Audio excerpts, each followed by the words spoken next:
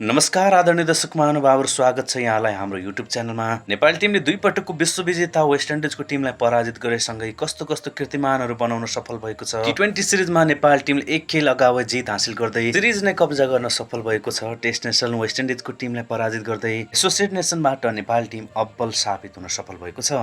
Test team West इन्डिजको टिमलाई घुँडा टेकाउन सफल भएको छ। यो एकदमै निकै नै खुसीको खबर रहेको छ। कमेन्ट बक्समा कङ्ग्रेचुलेसन टिम नेपाललाई अवश्य पनि भनिदिनु होला, किनभनेदेखि यो सानोतिनो जित होइन, ऐतिहासिक जितका साथै नेपाली टिमले यो खेलमा निकै नै कीर्तिमानहरू समेत बनाएको छ। नेपाल र वेस्ट इन्डिज विरुद्धको खेल कहाँ कहाँदेखि हेरिराख्नु भएको छ तल कमेन्ट बक्समा आफ्नो प्रतिक्रिया पनि दिनुहोला र नेपाली टिमलाई आजको खेलका लागि समेत बेस्ट अफ लक अवश्य भन्नुहोला। नेपाली टिमका लागि भिडियोलाई एक लाइक, च्यानललाई सब्स्क्राइब गर्नुभएको छैन भने सब्स्क्राइब र कमेन्ट बक्स आजको खेलको लागि शुभकामना अवश्य प्रदान गर्नुहोला। श्रृङ्खलाको दुईवटा खेलहरू सकिँदा नेपाली टिमले 100% जित निकाल्दै वेस्ट इन्डिजको टिमलाई दबावमा राख्न सफल भएको छ। अन्तिम खेलमा वेस्ट इन्डिजको टिमलाई क्लिन स्विपबाट जोगिनको लागि समेत दबाव रहनेछ। नेपाली क्रिकेट टिमले इतिहास बनाउने अवसर रहेको थियो। दुईवटै खेलमा नेपाली टिमले जित हासिल गर्दै नयाँ कीर्तिमानहरू बनाउन सफल भएको छ। यस टिमलाई पहिलो पटक पराजित गर्नु, त्यसपछि सिरिज नै कब्जा गर्नु नेपाली टिमका लागि ऐतिहासिक क्षणहरू रहेको हामीले बुझ्न सक्छौं। साथै नेपालको कप्तानले समेत भनेका छन्, वेस्ट इन्डिज जस्तो दुई पटकको टी20 च्याम्पियनलाई हामीले पराजित गर्दा निकै नै हामी खुसी रहेका छौं। साथै हामीले विश्व जगतमा आफ्नो खेललाई देखाउने अवसर समेत प्राप्त गरेका छौं। निकै नै हामी खुसी रहेको नेपालका कप्तान रोहित कुमार पौडेलले जनाएका छन्। आदरणीय दर्शक महानुभावहरू, नेपाली टिमले टेस्ट नेसनलाई पराजित गरेको हेर्ने लाखौं जनताको सपना समेत रहेको थियो। लाखौं खेल प्रेमीहरूको सपना पूरा गर्दै हिजो राति नेपाली टिमले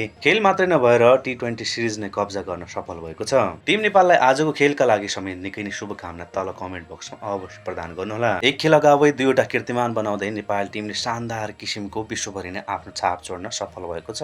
नेपाली खेल समर्थकहरूको सपना पूरा हुनुको साथै खेलाडीले पनि आफ्नो 100% एफर्टहरू दिएको हामीले पहिलो र दोस्रो खेलमा दिएको हामीले देखेका थियौं। 100% नेपाली टिमको एफर्ट हुँदा अघिल्लो किसिमको बलिङ, कसिलो फिल्डिङ, सुझबुझको साथ नेपाली ब्याट्सम्यानहरूको ब्याट बल्ला चलेको हामीले देखेका थियौं। क्लिन स्विप गर्नबाट वेस्ट इन्डिजको टिमले बच्नको लागि निकै नै अप्ठ्यारो समेत रहेको छ। जुन किसिमको लगातार ब्याक टु ब्याक फर्महरू नेपाली टिमले देखाइरहेको छ, यसले गर्दाखेरि नेपाली टिम टी20 विश्वकपमा समेत नट हुन सक्ने सम्भावना नेपाली टिमले प्रबल बनाइरहेको छ। यस्तै किसिमको खेल नेपाली टिमले ओमानमा एसिया स्तरीय विश्वकप छनौटमा देखाउँछ भनेदेखि नेपाली टिमलाई टी20 विश्वमा तेस्रो पटक अवश्य देख्न पाइनेछ। नेपाली टिमले अहिलेसम्म टेस्ट नेसनसँग कुनै पनि सिरिजहरू खेलेको थिएन। बरु टेस्ट नेसनको ए टिम, बरु एसोसिएट टिमहरूसँग भने सिरिजहरू खेल्दै आएको थियो। नेपाली टोलीले योभन्दा अघि आयरल्यान्डको A team, Hong Kong, Kenya, Oman, UAE लगायतका टिमहरूसँग खेल्दा नेपाली टिमले अहिलेसम्म 4वटा सिरिजहरूमा जित हासिल गर्न सफल भएको छ। सन् 2014मा नेपाली टिमले श्रीलङ्कामा गएर हङकङ विरुद्ध खेलिएको सिरिजमा पराजित हुन पुगेको थियो। सन् 2015मा नेदरल्यान्डमा खेलिएको सिरिजमा नेपाली टिम 2-1ले पराजित हुन पुगेको थियो। सन् 2019मा भएको युई विरुद्धको खेलमा नेपाली टिमले 2 खेलमा जित हासिल गर्दा 1मा पराजित बनेको थियो। त्यसपछि नेपाली टिमले सन् 2022मा केन्यामा गएर खेल्दा 5 सिरिज मध्ये 3मा जित र 2मा हार बेहोरेको थियो। यसरी नेपाली टिमले एकपछि अर्को गर्दै आफूलाई अब्बल साबित गरिरहेको छ। आज टेस्ट टिमलाई पराजित गर्दै विश्वभरिको आँखा नेपालतर्फ केन्द्रित गर्न सफल भएको छ। अहिले नेपाली टिमले दोस्रो खेलमा 90 रनको शानदार किसिमको जित हासिल गर्दा विश्वभरिका क्रिकेट क्लब, सञ्चार माध्यमहरूले नेपाली टिमको एकदमै खुलेर प्रशंसा गरिराखेका छन् र नेपाली समर्थकहरूको प्रशंसा लगातार नेपाली टिमले प्राप्त गरिरहेको हो। पहिलो खेलमा नेपाली टिम तुक्काले जितेको भन्ने कुराहरू चलिरहेको थियो। त्यसलाई नेपाली टिमले प्रुभ गर्दै आफ्नो खेल कौशल मेहनतबाट नेपाली टिमले जितेको भन्ने प्रुभ गरिदिएको छ।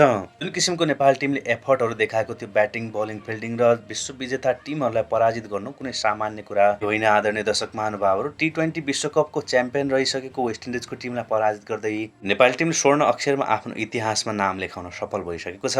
यतिसम्म कि वेस्ट इन्डिजको टिमलाई अब पराजित गरिसकेपछि नेपाली टिमका लागि अन्य टेस्ट राष्ट्रहरूको लागि समेत ढोका खोल्ने देखिरहेको छ।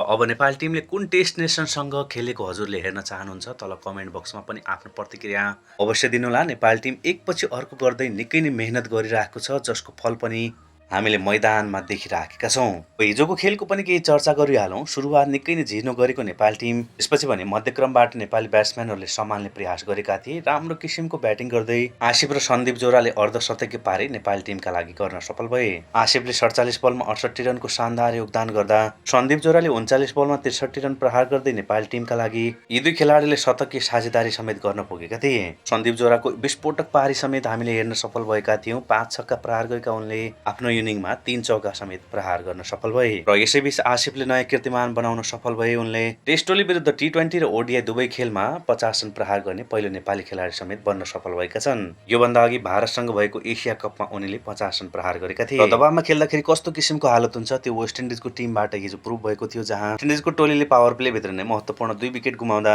वेस्ट इन्डिजको टिमले एकपछि अर्को विकेटहरू लगातार गुमाउँदै 83 रनमा नै समेटिन पुग्यो, जहाँ नेपाल टिमले 90 रनको ऐतिहासिक जित हासिल गर्दै विश्व जगतलाई नै चकित पार्न सफल भएको हो। नेपाली बलरहरू वेस्ट इन्डिजमाथि निकै नै हाबी भएका थिए। नेपालको तर्फबाट आदिल आलम अन्सारीले 4 ओभरमा 24 रन खर्चेर महत्त्वपूर्ण 4 विकेट चटकाउँदा ब्याटिङमा खासै किसिमको प्रदर्शन गर्न नसकिराखेका कुशल भुर्तेल भने बलिङमा चम्किराखेका छन्। कुशलले महत्त्वपूर्ण 3 विकेट चटकाउन सफल भए। दिपेन्द्र सिंह ऐरी, ललितराज वंशी र कप्तान रोहित कुमार पौडेलले पनि एक विकेट चटकाएका थिए। र आदरणीय दर्शक महानुभावहरू, यसरी नेपाल टिमले शानदार जित हासिल गर्दै विश्वमा नै तहल्का मचाइरहँदा वेस्ट इन्डिजका कप्तानले निकै नै राम्रो कुरा गरेका छन्। नेपाल टिमको हौसला बढाउनका साथै नेपाल टिमसँग खेल्नु नै निकै नै सम्मानको कुरा वेस्ट इन्डिजका लागि रहेको छ। अवश्य पनि वेस्ट इन्डिजका लागि समेत वेस्ट इन्डिज जस्तो टेस्ट टिम, त्यसै गरेर T20 मा विश्वविजेता टिमले नेपालसँग खेल्नु नै एकदमै ठुलो कुरा समेत रहेको हो। र वेस्ट इन्डिजका कप्तानले भनेका छन् नेपाल टिमले एकदमै मनबाट खेलेको छ, जसको कारण नेपाल टिम सिरिजलाई कब्जा गर्न सफल भएको हो। यसमा हामी पनि उत्साहित रहेका छौं भनेर उनले बताएका छन्।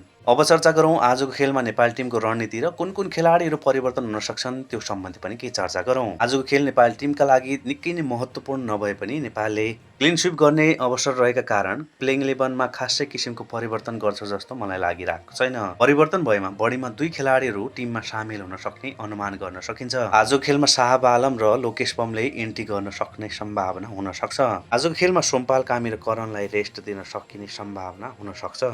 यसरी आदरणीय दर्शक महानुभावहरू, नेपाल टिमको शानदार किसिमको प्रदर्शनका साथसाथ विश्वभरि नेपाली खेलाडीहरूले समर्थकहरूले मन जितिराखेका छन्।